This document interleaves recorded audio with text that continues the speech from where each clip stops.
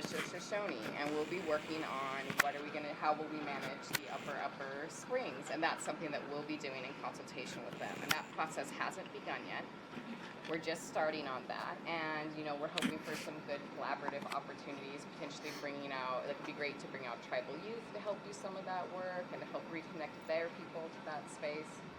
And so that's sort of what the next steps for the plans are. We don't really have broad time frames. And we don't have specific time frames. They're rather broad, and that's kind of how it seems to be when we're working with tribes. There's some relationship building that needs to happen there. And they need to trust us. They need to trust me as a new person they'll be introduced to. And we'll be working through sort of that process too within the confines of the plan. Like, what does that look like? What will the upper springs look like, and how can we best manage that? So I'll be around at the end for any cultural resource questions. So thank you guys.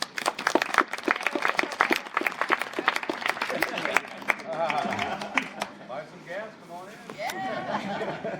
Oh, I brought the brownies too, so Can't count that.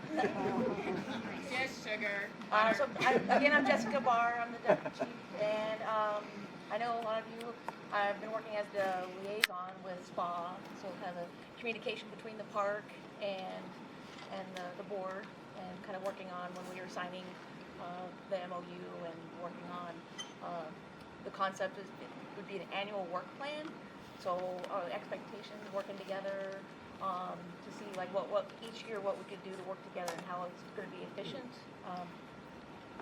So the idea is it's been reevaluating from one year to the next of how SPA and how we are working together, what's working well, what's not working, just that we're continuing to preserve and protect this area. So we'd offer training to SPA volunteers, like implementing the invasive species removal. That it's an example. If volunteers are working with that, then coordinating with SPA on specifically how we would make this work happen. So besides different projects, so each year we can look at, okay, this year we're going to work on these future projects that we're talking about planning, so they could really be the hands, the workers on the ground for us, or working together. But obviously to the things that SPA's already been doing for years now, and so it's just continuing to communicate so that we're working within NPS guidelines, so that we're all on the same page, reading the same sheet of music, to preserve and protect the area and implementing all these planning concepts. Obviously, educating SPA and communicating with SPA on the concepts and messages that SPA is giving out both on your webpage or in person and as a community, so that we're all sharing the right message, the rules and things that we all want to do to preserve and protect the area. So it's communicating to help educate visitors, and there's more people coming to Saline Valley, and getting the right information out is going to be key on the preservation and protection, is making sure that people understand why we are doing things the way we're doing them, and the way we want to do things into the future. So coordinating different projects and with like tree removal, or if some cleanup projects, so trash removal and maintaining the area, keeping it tidy. Also looking at, if we decide on lineating, where campsites are, and not letting that expansion continue to occur. So there's just a lot of concepts like that. Obviously discouraging the feeding of the burrows. So the sticker concept, I remember when they sent that my way, and I was like, that looks great. Let's do more of that. So it's just kind of just making sure that we're all working together on the same concepts that we want to share and get the word out to people. And with SPA or anybody in the community, it's the idea of monitoring kind of what's happening from one season to the next, and sharing that information, because you guys are here all the time and we are not. So you're going to see things that we're not seeing. You're going to know things that we're not knowing if we're not communicating. So SPA is a huge that conduit of communication sharing, besides what we know, what we work with and then our staff that get to come out here as often as they can, which isn't as often as we'd like. Communicating any other problems that are occurring, or just sharing that information. We can't help if we don't know. So that's a big part of our agreement with SPA, is just really great communication, getting good education and information out to the public. So the work plan this year is kind of vague, because we don't obviously talking about, we don't have the hard answers, we don't have the hard plan of how we're gonna do these things. But as those things do develop, then we'll be working closely with SPA on what that's gonna look like when it hits the ground.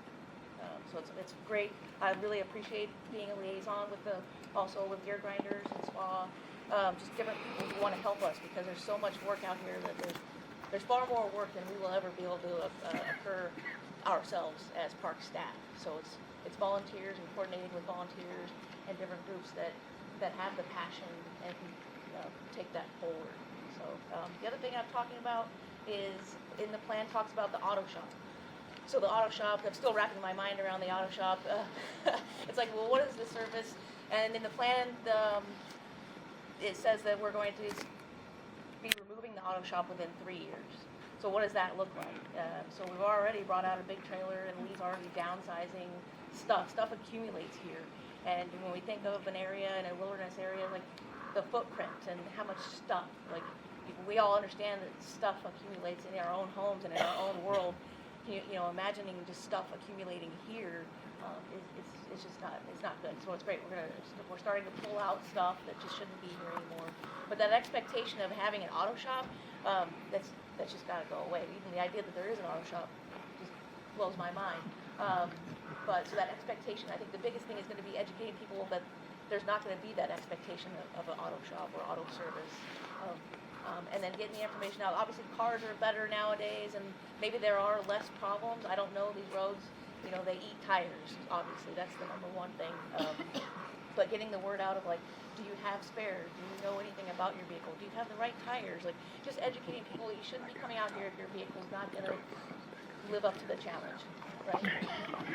So yeah, the auto shop, that's a 3-year projection of scaling back and removing the auto shop. So that's in the plan.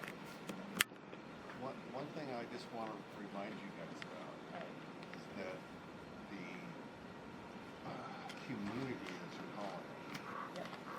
we've been policing ourselves and indoctrinating new people coming in for decades. And that's one of the reasons why this place still exists and why there is such a passion about it, is that, I mean, I've been coming in here for half a century.